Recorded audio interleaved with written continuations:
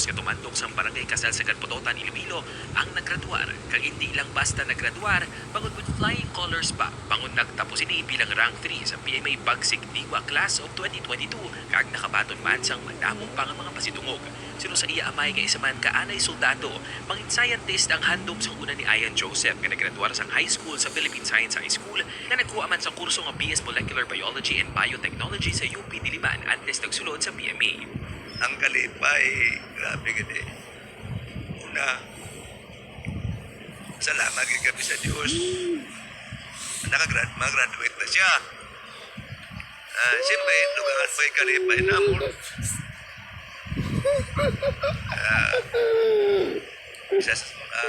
Outstanding in number 3. Ay tungod sang plibo na siya, gamay lang na siya ma-discharge. Kay tungod sang hising.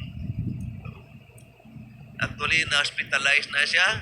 Huwag isa sang handom na mag-military gid. O kaya handom niya gid na namin tayo mag-scientist. Tuman ka proud ba ng Iloy City nga nagkuha man sang kurso ng criminology sa college pagod sa paghibakas ang iyang bata. Kag sa paghatag sinisang kadungkanan, hindi lang sa ilang pamilya kundi sa bubos nga banwa sang Putotan, Iloilo.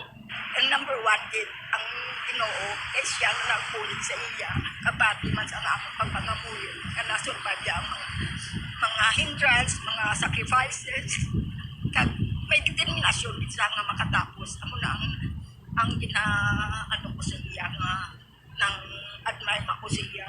Agod sa apat nga maglulutod si Cadet First Class Bragancia, nadala na nga magpadulong sa Manilang Amay kag Iloy City sa graduation sini sa Mayo 15. Sa biyak sa mga pasidungog nga nabaton sini, mensahe sang iya mga ginikanan sa iya.